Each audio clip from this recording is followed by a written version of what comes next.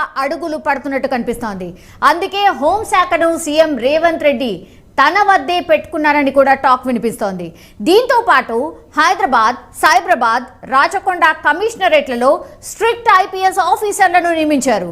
తాజాగా హైదరాబాద్లోని జూబ్లీ హిల్స్లోని పలు పబ్లలో పోలీసులు తనిఖీలు కూడా చేపట్టారు. గతంలో ఎన్నడూ లేని విధంగా స్నిఫర్ డాగ్స్ తో తనిఖీలు చేపట్టడం ఇక్కడ విశేషం. త్వరలోనే న్యూ ఇయర్ వేడుకలు కూడా వస్తూ ఉండడంతో డ్రగ్స్ మాట వినిపించకుండా ఉండేలా రేవంత్ ప్రభుత్వం చర్యలు తీసుకుంటోంది. పబ్లు, బార్ అండ్ రెస్టారెంట్స్, రిసార్ట్లు, సినీ, ఐటీ ఇండస్ట్రీలపై స్పెషల్ ఫోకస్ చేయబోతున్నారు పోలీసులు. ఎవరైనా డ్రగ్స్ వాడినా, సరఫరా చేసినా కూడా కఠిన చర్యలు ఉంటాయని కూడా స్పష్టం చేస్తూ ఉన్నారు టీ న్యాప్ డైరెక్టర్ సందీప్ శాండల్యా. ఇక డ్రగ్స్ ను ఎవరు సరఫరా చేయకుండా కఠిన చర్యలు తీసుకుంటామని కూడా స్పష్టం చేస్తూ ఉన్నారు. ఈ మేరకు నిఘా పెంచుతున్నారు పోలీసులు. విద్యా సంస్థల్లోనూ యాంటీ డ్రగ్ కమిటీలను ఏర్పాటు చేసి నిఘా కూడా పెట్టబోతున్నట్టు స్పష్టంగా చెప్తూ ఉన్నారు. ఇక డ్రగ్స్ తీసుకుని దొరికిన వాళ్లను రీహాబిలిటేషన్ సెంటర్లకు కూడా తరలించబోతున్నారు. ఆ తర్వాత కూడా వారిపై నిరంతర నిఘా కూడా ఉండబోతోంది. ఇప్పుడు ఇదే hot topic.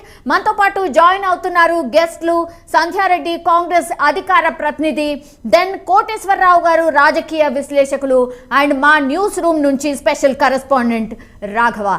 First welcome sir. Welcome ma'am. Raghava దగ్గరికి వెళ్తున్నాను. రాఘవ, డ్రగ్స్ అండ్ గాంజా వాటి మీద ప్రభుత్వం ఎంత సీరియస్ గా ఫోకస్ పెట్టింది రాఘవ? ఏంటి డీటెయిల్స్?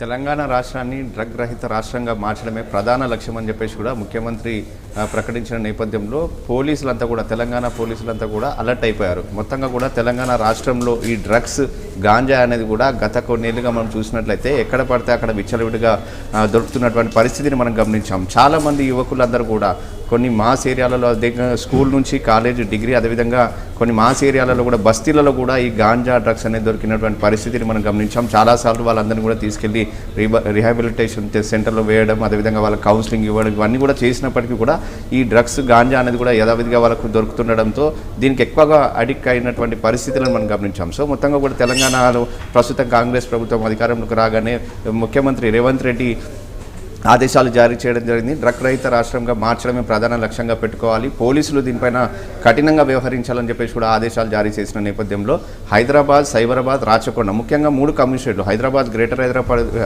హైదరాబాద్ పరిధిలో ఉన్నటువంటి 3 కమిషనరేట్ల పరిధిలో ముఖ్యంగా ఇక్కడ ఎక్కువ కల్చర్ అనేది కూడా గాంజాకు సంబంధించి కానీ వివిధ డ్రగ్స్కి సంబంధించినటువంటి మెటీరియల్స్ కూడా రావడం, అదేవిధంగా రా మెటీరియల్స్ తెచ్చుకొని ఇక్కడ డ్రగ్స్ అనేది కొత్త రూపాల్లో తయారు చేయడం, ఇలాంటివి కూడా గత మనం ప్రెస్ మీట్లలో పోలీసులు పట్టుకున్నప్పుడు నిందితులను విచారించిన సమయంలో దీంట్లో చాలా మటుకు బయటికి రావడం జరిగింది. అనేక రూపాల్లో వీళ్ళు డ్రగ్స్ తయారు చేయడం, మత్తు అనేది ఏ విధంగా వస్తుంది అంటే టానిక్ బాటిల్, అంటే మెడిసిన్స్కి వాడేటువంటి టానిక్ బాటిల్స్ కూడా తీసుకొని మత్తు వచ్చే విధంగా వాళ్ళు తయారు చేయడం, ఇవన్నీ కూడా చేసినటువంటి ఘటనలు కూడా మనం చాలా చూసాం. సో మొత్తంగా కూడా హైదరాబాద్ పోలీసులు, అదేవిధంగా సైబరాబాద్, రాచకొండ 3 కమిషనర్లు కూడా సీరియస్గా దీనిపైన వర్కౌట్ చేస్తున్నారు. అదే కాకుండా నార్కోటిక్ డ్రగ్ కంట్రోల్ టీ న్యాప్కి సంబంధించినటువంటి సందీప్ శాండిలియా ఇప్పుడు డైరెక్టర్గా ఉన్నారు.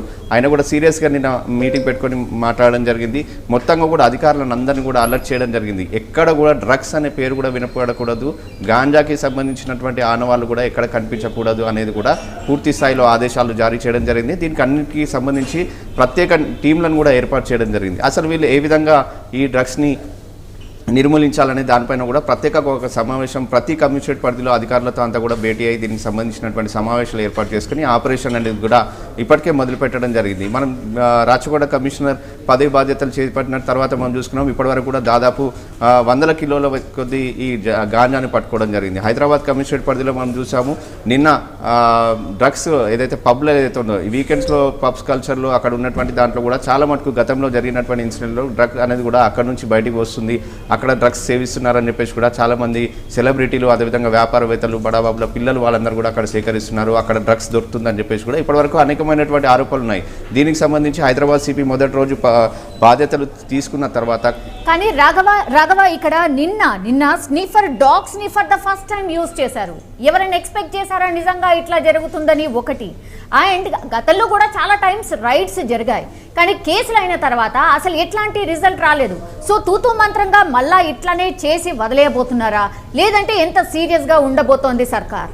తప్పకుండా ఈసారి మాత్రం చాలా సీరియస్గానే ఉంటుంది. ఎందుకంటే అధికారులు దానికి అనుగుణంగానే మొత్తం కూడా ఏర్పాట్లన్నీ చేసుకున్నటువంటి పరిస్థితి మనం చూస్తున్నాం. టీనాప్కి సంబంధించిన డైరెక్టర్ సందీప్ శాండిలే ఇప్పటికే ఒక నంబర్ కూడా ఇవ్వడం జరిగింది. ఎవరైనా గాంజా సేవిస్తున్నట్టు కానీ గాంజా అమ్ముతున్నట్టు డ్రగ్స్ అమ్ముతున్నట్టు కానీ మీకు ఎవరైనా సమాచారం అక్కడ ఏదైనా సమాచారం ఉంటేనే వెంటనే మాకు కాల్ సెంటర్కి కాల్ చేసి మీరు చెప్పండి అని చెప్పేసి కూడా టీనాప్ డైరెక్టర్ సందీప్ శాండిలే చెప్పడం జరిగింది. పోలీస్ అధికారులు కూడా సపరేట్గా నంబర్స్ ఇవ్వడం జరిగింది.